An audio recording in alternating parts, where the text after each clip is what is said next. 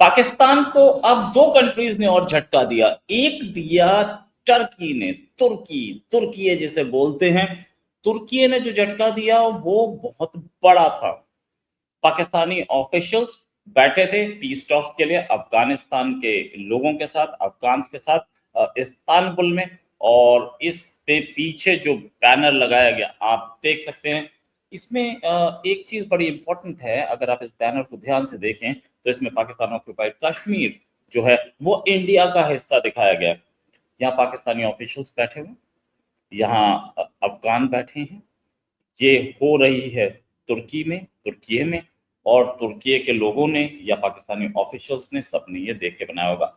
आधा बलूचिस्तान इसमें से गायब है। अच्छा, ये वही तुर्की है जो कि बार बार यूएन में जाकर के कश्मीर के बारे में बोल रहा था। अब ये कि तुर्की के लोग, अब ऑफिशियल मीटिंग है तो ऑफिशियल्स ने ही बनाया होगा ये मैप। इस मैप को बनाने के बाद ऑफिशियल्स जो हैं किस किस तरीके से वो एर्दोगान को फेस करेंगे पता नहीं, या हो सकता है एर्दोगान की नजर में हो भी। लेकिन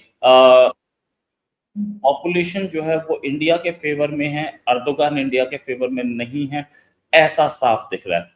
तुर्की के लोग, क्योंकि तुर्की के जैसे बोलते हैं तुर्की के ऑफिशियल्स ने ये मैप बनवाया है, तो वो भी चाह कि इंडिया से बेहतर रिलेशन हो। ये पाकिस्तान कंगला देश है यार, इससे क्या बात करें हम। और इसके पास है क्या।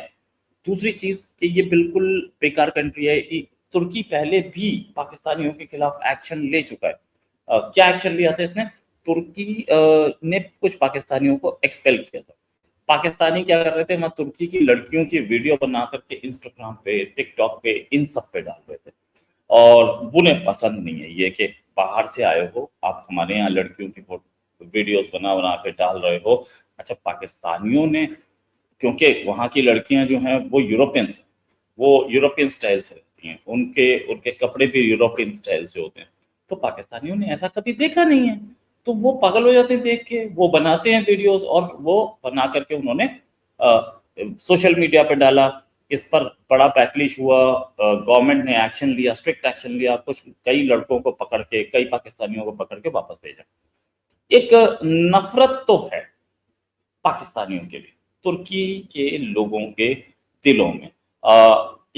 ये मैप ये बताता है कि कितनी नफरत है। ये मैप आपको मैं दोबारा दिखाऊं तो ये देख सकते हैं आप, इसमें पाकिस्तानी ऑफिशियल्स भी बैठे हैं और इसमें अफगान ऑफिशियल्स भी बैठे हैं, तुर्की के ऑफिशियल्स भी बैठे हैं। पाकिस्तानी ऑफिशियल्स ने भी ये मैप देखा और पाकिस्तानी ऑफिशियल्स ने भी इस पे ऑब्जेक्ट नहीं किया।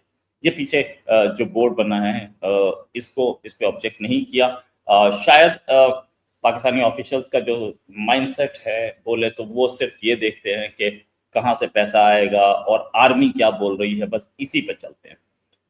एक चीज और माननी पड़ेगी कि ये प्राइम मिनिस्टर मोदी की जो डिसीजन था 370 वापस लेने का, उसके बाद ज्यादातर पाकिस्तानी ये मान चुके हैं कि कश्मीर अब हमारे हाथ में नहीं है, कश्मीर अब इंडिया का है। तो उनके माइंडसेट ये रहा होगा, तुर्की के सामने वो बोले भी क्या।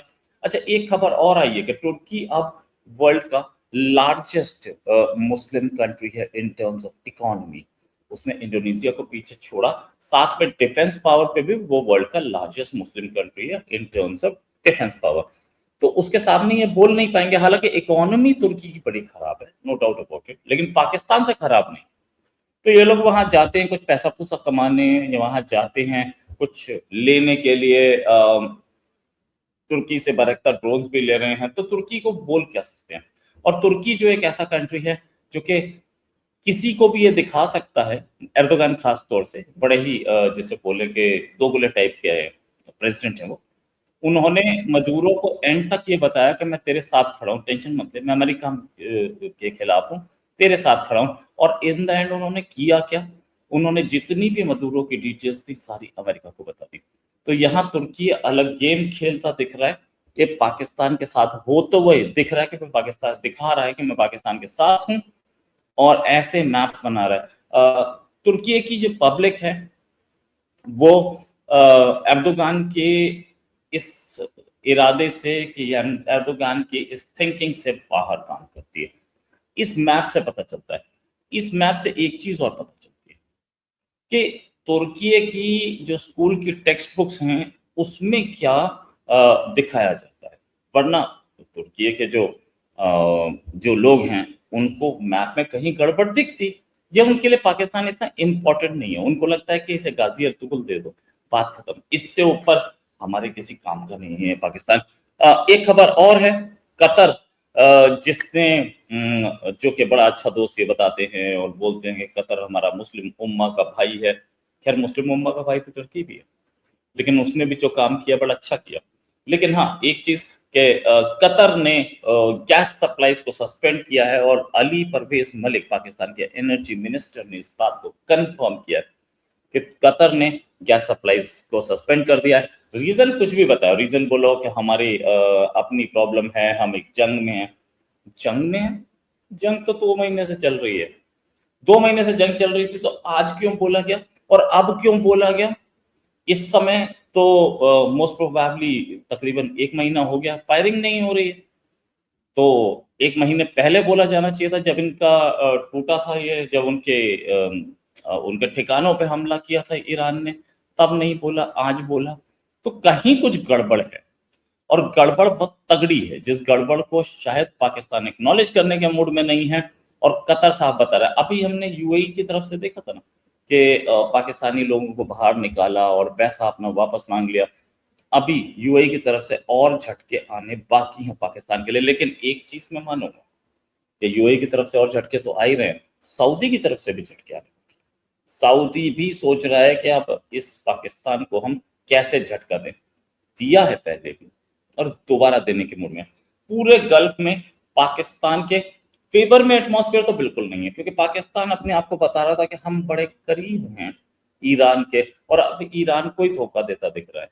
तो पूरे गल्फ में ये बात क्लैरिटी से साफ आ गई है, सबके सामने आ गई है कि पाकिस्तान किसी का सगा नहीं है, पाकिस्तान डॉलर्स का सगा है, पाकिस्तान अपने अमेरिकी आकाओं का सगा है, कल हमें भी धोखा दे सकता है। हालांकि गल्फ कंट्रीज का आका भी अमेरिका ही है।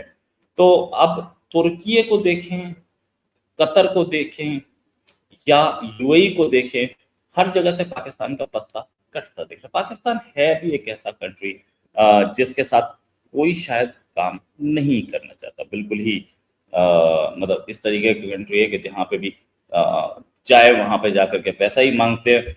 तो ये बात तो पाकिस्तान के प्राइम मिनिस्टर खुद ही बोल चुके हैं ना कि मैं कशकोल लेके जाता हूँ, मेरी बड़ी बेइज्जती होती है। एक चीज और, यूरोप में पाकिस्तानी एक्सपोर्ट्स बढ़ नहीं रहे, फिर से रिपीट करूं, यूरोप में पाकिस्तानी एक्सपोर्ट्स बढ़ नहीं रहे हैं, मतलब पिछले साल जितने के थे उससे कम ही हुए, ज्यादा नहीं हुए। और जीएसपी प्लस स्टेटस होने के बावजूद इंडियन एक्सपोर्ट्स बढ़ रहे हैं यूरोप में, नो डाउट। अच्छा, प्रॉब्लम क्या है? बेचते आप क्या है? प्रॉब्लम यहाँ भी है, आतंकवाद फैलाते हैं, आतंकवाद भेजते हैं, ये सब तो मैंने मान लिया। कमीजें बेचते थे, ठीक है, शर्ट्स गारमेंट्स ये सब बेचते थे, कॉटन सस्ती मिल नहीं रही, इसलिए आपकी कॉटन इंडस्ट्री या आपकी जो टेक्सटाइल इंडस्ट्री है वो भट्टा बैठ रहा है उसका। तो उसके साथ साथ आप कुछ इधर उधर का सामान बेच देते थे, वो भी अब बहुत ज्यादा नहीं जा रहा है। तो ये स्टैग्नेशन जो आ रही है, इस स्टैग्नेशन के बाद एक चीज आती है जिसे बोलते हैं रिसेशन। अगर पाकिस्तान ने बहुत ज्यादा ध्यान नहीं दिया अपनी इंडस्ट्री पे तो, और पाकिस्तान का ध्यान इस समय कहाँ है? ईरान, क्योंकि वहां से डॉलर आना है ना। तो कैसे ही ईरान की और अमेरिका की सीज फायर करा दी जाए और कोशिश ये की जाए कि ट्रंप को नोबेल प्राइज मिल जाए। और अभी कल ही जरदारी जो प्रेसिडेंट हैं, हालांकि उनकी कोई वक़्त नहीं है, प्रेसिडेंट चपरासी के बराबर वक़्त है उस कंट्री में, लेकिन फिर भी प्रेसिडेंट मैं बोलूंगा क्योंकि उनकी प्रेसिडेंसी उनके हाथ में है और वो प्रेसिडेंट की कुर्सी पे बैठे हैं। तो प्रेसिडेंट साहब कल ही चाइना से 5 दिन के बाद लौटे हैं। खबरें ये आ रही थी कि बहुत बीमार हैं, क्या हो रहा है क्या नहीं हो रहा, हो सकता है इलाज कराने गए हैं, क्योंकि किसी भी इम्पोर्टेंट काम के लिए सबसे पहले आसिम मुनीर जाते हैं, दूसरा अ, अगर आसिम मुनीर अवेलेबल नहीं है तो फिर प्राइम मिनिस्टर जाते हैं, और प्राइम मिनिस्टर ना हो तो डेप्यूटी प्राइम मिनिस्टर, यानी कि इन तीन के बाद कहीं प्रेसिडेंट जाए। प्रेसिडेंट तो इस समय मोर ओवर एक जैसे बोलते हैं पेंशन प्लान पे बैठे हैं, उनका कोई काम नहीं वो, और वो उनके पास कोई पावर्स भी नहीं है और उनको कुछ दिया भी नहीं गया। प्रेसिडेंट वहां गए, पाकिस्तानी प्रेसिडेंट 5 दिन का ट्रिप था, चाइना से लौटे हैं। क्या खबर लेके लौटे हैं ये तो कोई नहीं बता सकता, लेकिन हाँ चाइनीज ने कुछ बताया तो जरूर होगा। हाँ, एक चीज हम देख रहे हैं कि बीएलए की तरफ से चाइनीज पे हमले अभी कम हुए। हालांकि पिछले महीने 30-34 के आसपास फिर भी पाकिस्तानी सैनिक मारे गए, लेकिन चाइनीज पर हमले कम हुए बीएलए की तरफ से। और जहां तक तहरीक तालिबान पाकिस्तान की टीटीपी की या अफगान मुजाहिदीन की खबर है, तो अफगान मुजाहिदीन अपना काम कर रहे हैं, पाकिस्तानी सेना उस पे नुकसान झेल रही है, अपने जवानों को शहीद करवा रही है, फाइन, उसकी खबर आ नहीं रही है। जो खबरें आएंगी मैं आपको जरूर दूंगा। हाँ, एक चीज यहाँ पर भी सेम है जो प्रोजेक्ट्स में, तो चाइनीज के लिए ये ईरान वॉर बड़ा एक जैसे बोलते हैं एक आशीर्वाद की तरह आई है, क्योंकि चाइनीज सेफ हैं इस समय, तकरीबन पिछले 2 महीने से तो सेफ हैं, कोई बहुत बड़ा हमला हमने देखा नहीं है। प्लानिंग चल रही होगी, मेरे पास कोई इल्म नहीं है इस चीज का, लेकिन हाँ एक चीज बोलूंगा कि पाकिस्तान के लिए अब चारों तरफ कुआं नहीं खाई है, किस तरफ जाता है अभी तक किसी को नहीं पता। इसी के साथ एक और खबर करते हैं, हाजिर होंगे, अभी के लिए नमस्कार, धन्यवाद, जय हिंद।